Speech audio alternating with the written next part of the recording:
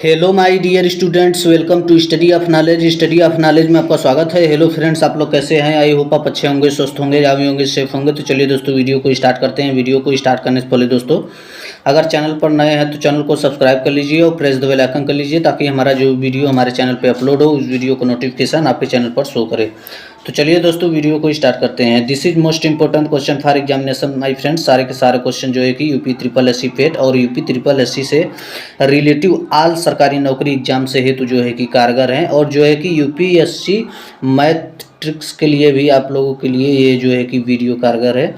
और इस चैनल पर जो है कि आप लोगों के यूपीएससी से रिलेटिव और यूपी ट्रिपल एससी से रिलेटिव आल सरकारी नौकरी एग्जाम से हेतु के लिए जो है कि मॉडल पेपर प्रैक्टिस सेट उपलब्ध है। ठीक है, तो चलिए दोस्तों, वीडियो को स्टार्ट करते हैं। सबसे पहले वीडियो में शुरू से लेकर अंत तक बने रहिएगा, बीच में स्किप मत कीजिएगा, ताकि वीडियो में जो भी फुल इन्फॉर्मेशन क्वेश्चन वाइज जो है कि रिलेटिव उपलब्ध कराए गए हैं, उन सारी चीज़ों के बारे में आपको जो है कि संपूर्ण पूर्वक नॉलेज मिले। ठीक है, तो चलिए दोस्तों, वीडियो को स्टार्ट करते हैं। देखिए, प्रश्न नंबर वन में जो है कि भारत की राष्ट्रीय आय का आकलन करने वाली संस्था है। ठीक है, तो 4 ऑप्शन दिया गया है। जिस भी भाई को जो है कि पता होगा आंसर, वो जल्दी से कमेंट करेंगे, ताकि मैं लाइक करूंगा, ताकि पता चलेगा कि भाई कितने भाइयों का जो है कि सही राइट आंसर दिए हैं। ठीक है, देखिए, भारत की राष्ट्रीय आय का आकलन करने वाली संस्था जो है कि आपका ऑप्शन नंबर डी जो है कि केंद्रीय सांख्यिकी संगठन इज द करेक्ट आपका बिल्कुल राइट आंसर हो जाएगा, ऑप्शन नंबर डी। क्योंकि देखिए, केंद्रीय सांख्यिकी संगठन इज द करेक्ट आंसर आपका बिल्कुल राइट आंसर हो जाएगा। ठीक, यानी कि देखिए, केंद्रीय सांख्यिकी संगठन के कार्यकलापों में राष्ट्रीय लेखा के संकलन, औद्योगिक उत्पादन सूचकांक का संकलन, उद्योगों का वार्षिक सर्वेक्षण और आर्थिक गणना का आयोजन तथा उपभोक्ता मूल्य सूचकांक का संकलन भी शामिल है। ठीक, यह संगठन विभिन्न सूचकांक, सांख्यिकी प्रशिक्षण, अंतर्राष्ट्रीय समन्वय, औद्योगिक वर्गीकरण इत्यादि का कार्य भी देखता है। ठीक है, तो जो है कि इन सब सारी चीज़ों को देखते हुए, मद्देनजर रखते हुए जो है कि ये इस जो है क्वेश्चन का भारत की राष्ट्रीय आय का आकलन करने वाली संस्था जो है कि केंद्रीय सांख्यिकी संगठन है। ठीक, उसके बाद अगले क्वेश्चन पर चलेंगे दोस्तों। अगला क्वेश्चन है हम लोगों का क्वेश्चन नंबर 2, यानी कि प्रश्न नंबर 2, सेवा क्षेत्र का दूसरा नाम क्या है? ठीक है, सेवा क्षेत्र का दूसरा नाम क्या है? तो सबसे पहले हम लोग जानेंगे कि भाई जिस भी फ्रेंड्स को जैसे कि पता होगा तो जल्दी से कमेंट करेंगे, ताकि मैं लाइक करूंगा, ताकि पता चलेगा कि किन भाई का क्वेश्चन जो है कि क्वेश्चन का राइट आंसर है। ठीक है, तो सबसे पहले देखेंगे कि सेवा क्षेत्र का दूसरा नाम क्या है। तो आपसे 4 ऑप्शन दिया गया है, यानी कि तृतीयक, प्राथमिक, द्वितीयक, कृषि। ठीक है, तो आपका राइट आंसर हो जाएगा यानी कि तृतीयक। ठीक है, तृतीयक में क्या है कि देखिए, विस्तार पूर्वक जानेंगे हम लोग। ठीक है, सेवा क्षेत्र का यानी कि तृतीयक, ऑप्शन नंबर ए आपका तृतीयक इज द करेक्ट आंसर, आपको बिल्कुल राइट आंसर हो जाएगा ऑप्शन नंबर ए। ठीक है, क्योंकि देखिए, सेवा क्षेत्र का दूसरा नाम तृतीयक क्षेत्र है। इस क्षेत्र के अंतर्गत कई चीज़ें आती है। ठीक, जैसे कि एग्जांपल में मान लीजिए, सपोज दैट, जैसे कि कम्युनिकेशंस, हॉस्पिटैलिटी, और इसके अतिरिक्त जैसे कि चीज़ें जैसे संस्कृति, मनोरंजन, लोक प्रशासन एवं लोक सेवा, सूचना, न्याय, स्वास्थ्य, शिक्षा आदि। ठीक है, तो सबसे पहले देखेंगे कि एग्जाम्पल में हम लोग देख लेंगे, जो है कि देख लेंगे सबसे पहले कि क्या है। ठीक है, एग्जाम्पल में सपोज दैट मान लीजिए कि जैसे कि कम्युनिकेशंस और हॉस्पिटैलिटी, और इसके अतिरिक्त जैसे चीज़ें जो है कि संस्कृति, संस्कृति जो है कि संस्कृति के बाद जो है कि संस्कृति के बाद जो है कि संस्कृति के बाद जो है कि मनोरंजन है, मनोरंजन के बाद जो है कि जो भी व्यक्ति जैसे कि पढ़ने बैठेंगे भाई लोग, वो अपना नोट्स जो है कि कापी कलम लेकर बैठेंगे, ताकि नोट्स करते चलेंगे। कोई भी डाउट्स नहीं है। ठीक है, क्योंकि मैं भी जो है कि बुक से ही पढ़ा रहा हूँ, तो कोई भी क्वेश्चन जो है कि यहाँ पे आपको गलत जैसे कि मान लीजिए मिस्टेक से नहीं होगा। ठीक है, जो क्वेश्चन वाइज है, क्लास वाइज है, जो है कि हम भी जो है कि मॉडल पेपर प्रैक्टिस सेट से ही जो है कि सेट में से जो है कि 5 क्वेश्चन आप लोगों के लिए इसलिए लेकर ले आ रहा हूँ छोटा छोटा, क्योंकि अभी देखिए मेरा चैनल नया है, तो ग्रो करने में काफ़ी टाइम लगेगा। अब जितना जल्दी आप लोग सपोर्ट करेंगे, उतना जल्दी जो है कि हम सक्सेस होंगे। तो उस स्टेज पे जब हम पहुंचेंगे हाई लेवल पे, तो आप लोगों के लिए जो है कि 50-50 क्वेश्चन, जैसे कि मॉडल पेपर, जैसे कि मान लीजिए 200 क्वेश्चन है, 100 क्वेश्चन है, तो उस टाइप का, जिस टाइप का मॉडल पेपर प्रैक्टिस सेट उपलब्ध रहेगा, सेट उस टाइप का मैं जो है कि आप लोगों के बीच में वीडियो लेकर आऊँगा, लॉन्ग वीडियो, ठीक है।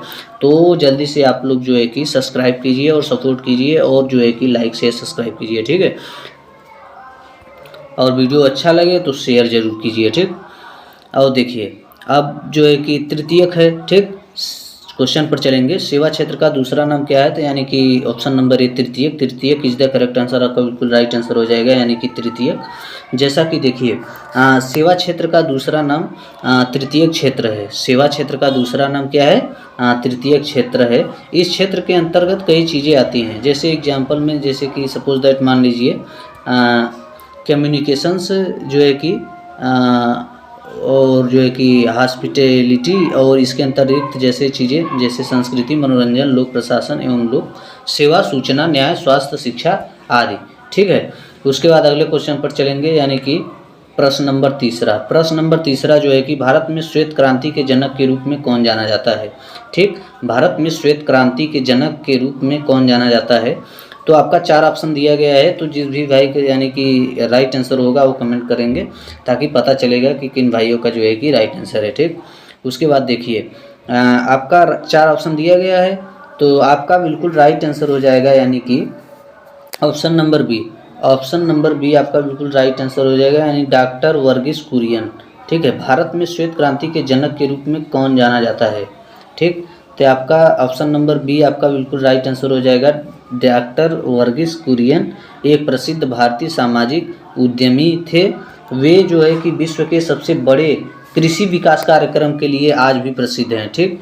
जैसा कि इस कार्यक्रम ऑपरेशन ने वर्ष 1998 में जो है कि भारत को अमेरिका से भी ज़्यादा तरक्की दी, और दूध अपूर्ण देश से दूध का सबसे बड़ा उत्पादक बना दिया, ठीक है। इसलिए जो है कि भारत में श्वेत क्रांति के जनक के रूप में डॉक्टर वर्गीस कुरियन को जाना जाता है, ठीक।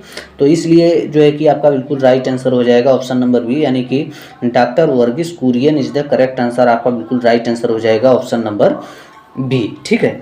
तो अगले क्वेश्चन पर चलेंगे दोस्तों। अगला क्वेश्चन है हम लोगों का, यानी कि क्वेश्चन नंबर 4, यानी कि प्रश्न नंबर 4। भारत में आर्थिक सुधार 1991 के दौरान प्रधानमंत्री कौन थे, ठीक है। तो जैसा कि ऑप्शन नंबर 4 दिया गया है, तो ऑप्शन नंबर 4 में देखेंगे आपका बिल्कुल राइट आंसर कौन सा होगा, ठीक है। जिस भाई को जैसे कि आंसर पता होगा वो जल्दी से कमेंट करेंगे, और जो है कि मैं लाइक करूँगा, ताकि पता चलेगा कि भाई किन जो है कि आपका जो है कि बेसिकली नॉलेज जो है कि माइंड कॉन्सेप्ट कितना क्लियर है, ठीक है। इस जो है कि इससे यह भी पता चलेगा कि आपकी आईक्यू लेवल कितना है, ठीक। तो इसलिए जो है कि देखिए 4 ऑप्शन दिया गया है, तो देखिए सबसे पहले जानेंगे कि ऑप्शन नंबर ए, यानी कि PV Narasimha Rao. PV Narasimha Rao is the correct answer, आपको बिल्कुल राइट आंसर हो जाएगा, क्योंकि देखिए ऑप्शन नंबर ए आपका बिल्कुल राइट आंसर है, ठीक। करेक्ट आंसर हो जाएगा PV Narasimha Rao is the correct answer, आपका बिल्कुल राइट आंसर हो जाएगा, ठीक। उसके बाद देखिए, जैसा कि नई आर्थिक नीति के आने पर अर्थव्यवस्था में बड़ा परिवर्तन माना जाता है, ठीक। नई आर्थिक नीति के आने पर अर्थव्यवस्था में बड़ा परिवर्तन माना जाता है। वर्ष 1991 की, वर्ष जो है कि 1991 की, ठीक है, 1991 की, ठीक, 1991 की नई आर्थिक नीति के बाद आर्थिक विकास की रफ्तार में तेजी आई। भारत में आर्थिक सुधार जो है कि 1991 के दौरान पीवी नरसिम्हा राव प्रधानमंत्री बने, ठीक। उस समय जो है कि 1991 के दौरान जो है कि पीवी नरसिम्हा राव प्रधानमंत्री थे, इसलिए जो है कि भारत में आर्थिक सुधार जो है 1991 के दौरान प्रधानमंत्री कौन थे, आपका बिल्कुल राइट आंसर हो जाएगा PV Narasimha Rao is the correct answer, आपका बिल्कुल राइट आंसर हो जाएगा, ऑप्शन नंबर ए आपका बिल्कुल करेक्ट आंसर है, ठीक। उसके बाद अगले क्वेश्चन पर चलेंगे। अगला क्वेश्चन है हम लोगों का जो है कि प्रश्न नंबर 5, यानी कि 5वां क्वेश्चन।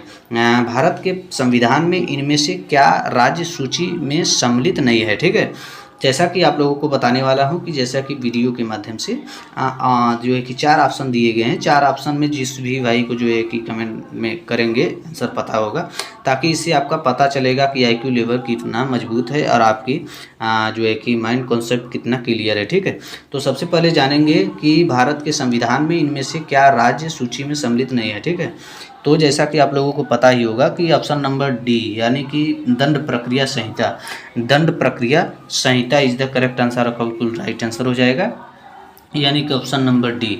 ऑप्शन नंबर डी आपका बिल्कुल करेक्ट आंसर है। ठीक है, दंड प्रक्रिया संहिता, दंड प्रक्रिया संहिता आपका बिल्कुल राइट आंसर हो जाएगा। ठीक, क्योंकि देखिए 1973 में दंड प्रक्रिया संहिता जो है कि 1973 में, ठीक है, 1973 में जो है कि भारत में आपराधिक कानून के क्रियान्वयन के लिए निर्मित दंड प्रक्रिया है। ठीक, यह वर्ष 1973 में जो कि भारत पारित हुई। ठीक है, 1973 में पारित हुआ और तथा 1 अप्रैल 1974 से लागू हुई। 1 अप्रैल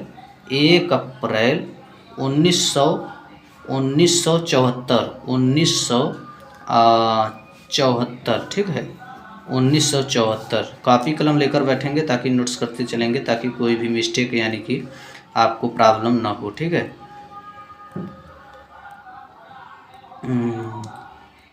देखिए 1 अप्रैल 1973, ठीक है, 1973 में जो है कि 1974 है। ठीक है, 1974 में जो है कि 1 अप्रैल 1974 में जो है कि लागू हुई CRPC दंड प्रक्रिया। ठीक है, एक नियम बना जिसको CRPC के नाम से जानते हैं। ठीक, CRPC के नाम से जानते हैं, जो है कि दंड प्रक्रिया संहिता का संक्षिप्त नाम है CRPC। ठीक है, यहाँ जो है कि भारत के संविधान में इसे सम्मिलित नहीं किया गया है। ठीक, इसलिए जो है कि आपका बिल्कुल राइट आंसर हो जाएगा दंड प्रक्रिया संहिता इज द करेक्ट आंसर, आपको बिल्कुल राइट आंसर हो जाएगा ऑप्शन नंबर डी। जो है कि प्रश्न नंबर 5 का आंसर हुआ है ऑप्शन नंबर डी।